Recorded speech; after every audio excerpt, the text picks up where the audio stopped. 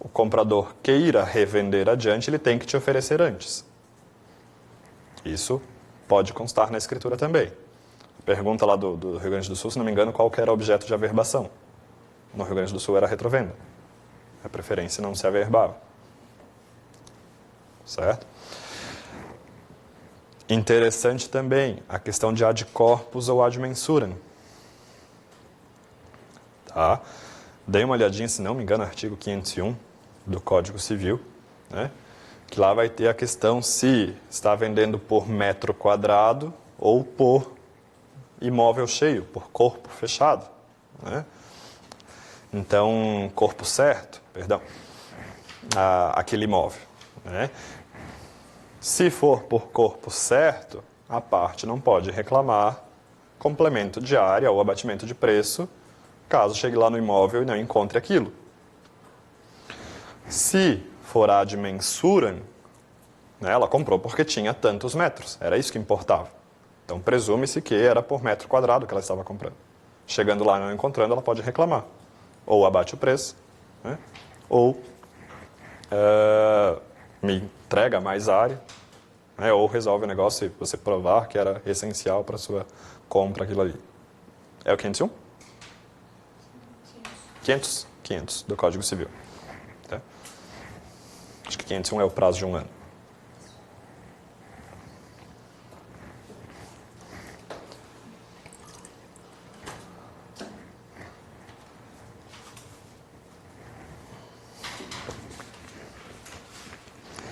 Agora, na doação, o que foi interessante do Rio Grande do Sul e pouca gente trabalha isso na prática, até tive alunos questionando essa semana, é o 551 parágrafo único, tá?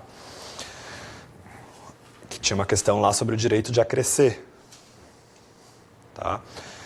Quando numa doação eu consto na escritura que eu estou transmitindo para fulano e sua esposa ciclana, né, para os dois, existe um direito de acrescer automático por lei, que se um falece, fica inteiramente para o outro.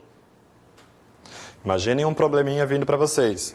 Fulano e Beltrano adquiriram, por doação de um pai de um deles, né, um imóvel com tamanho de tal, em tal cidade. Né? Tiveram 3 filhos bonitinhos. Agora um deles faleceu, o que tem que fazer? Não tem que fazer nada. É só ir lá requerer no registro de imóveis o direito de acrescer para ficar tudo inteiramente para o outro.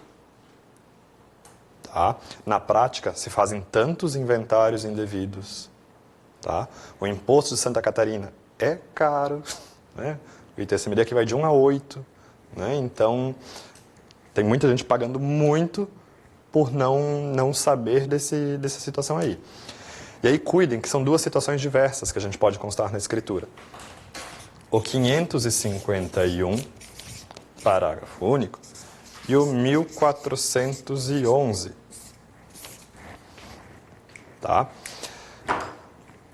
O 551 é a escritura pública de doação. Então, aqui se refere aos donatários. Depende dos donatários serem um casal.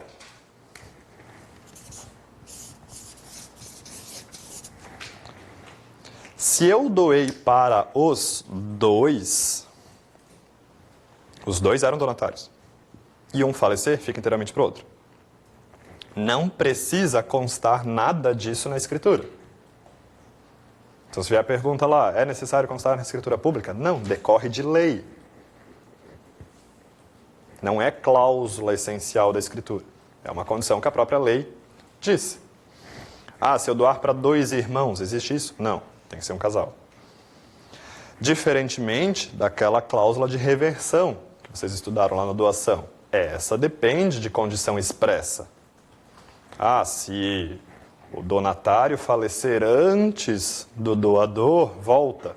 Isso só existe se estiver expressamente convencionado. Tá? Mas essa daqui decorre de lei. Quando a gente vai no 1411, fala do usufruto. Tá?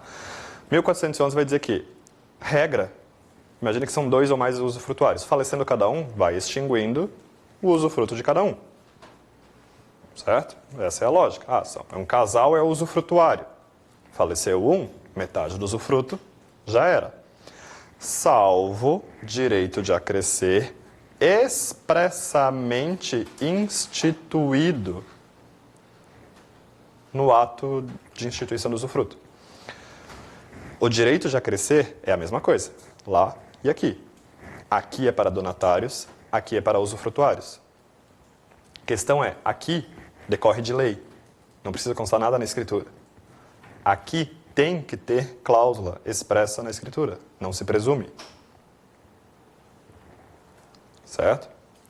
Então, para que, caso um usufrutuário faleça, não se extingua o usufruto daquela parte, vai ter que ter uma cláusula expressa quando eles instituíram isso, dizendo que aconteceria isso. Certo? Ao contrário daqui. Beleza? Os dois a gente chama de direito de acrescer. Só vai mudar que um é na doação, outro é no usufruto. Lá na questão do Rio Grande do Sul, se não me engano, eles tentaram dar uma confundida, que o casal era casado pela separação de bens. Doou para os dois. Tem direito de acrescer? Tem. E aí lá a questão era se era por ato de registro ou averbação que depois se transferia. E era averbação. Já respondeu em relação ao regime de bens. Tá? A pergunta da colega seria sobre o regime de bens, não importa, independente do regime de bens nas duas. Tá?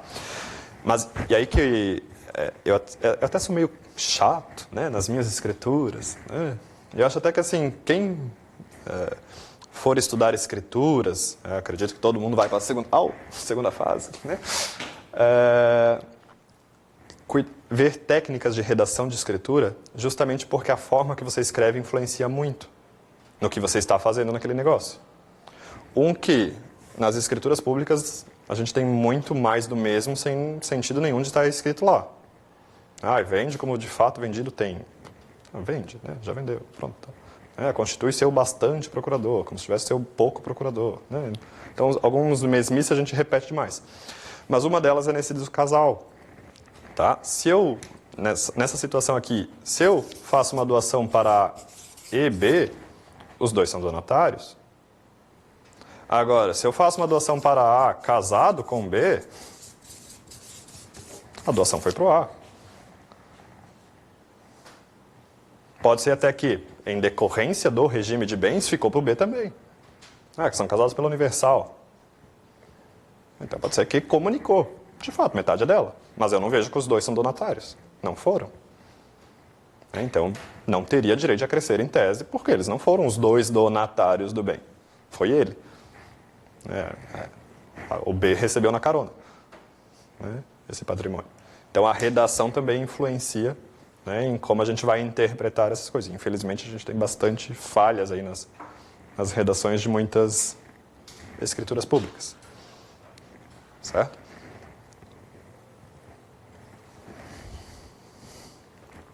Tá? Aqui em Santa Catarina, se vocês vão ver lá no Registro de Imóveis, né, a cláusula resolutiva não faz averbação. Tá? Ela consta no corpo da escritura, assim como no corpo do registro. Essa questão que a gente falou da retrovenda, a gente não tem nada expressamente no nosso código também dizendo se seria averbação ou não. Pelo entendimento majoritário, é objeto de averbação também. Tá? A preferência, nem tanto, porque depois que passar aquele prazo também já se foi. Tá? Isso daqui decorre de lei, então não tem como averbar. Cláusulas restritivas. Tá? Outro ponto interessante para se cobrar caso a pergunta faça referência à doação ou testamento. Vocês lembram lá das cláusulas restritivas, né? Que é a inalienabilidade, a incomunicabilidade, a impenhorabilidade. Tá? E são cláusulas que a gente consta com certa frequência nas escrituras públicas. Tá? Deixa eu colocar aqui. Ups. Então, a inalienabilidade, a incomunicabilidade,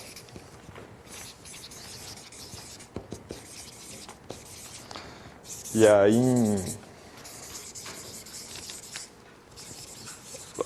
Habilidade. Mais um canetão se foi.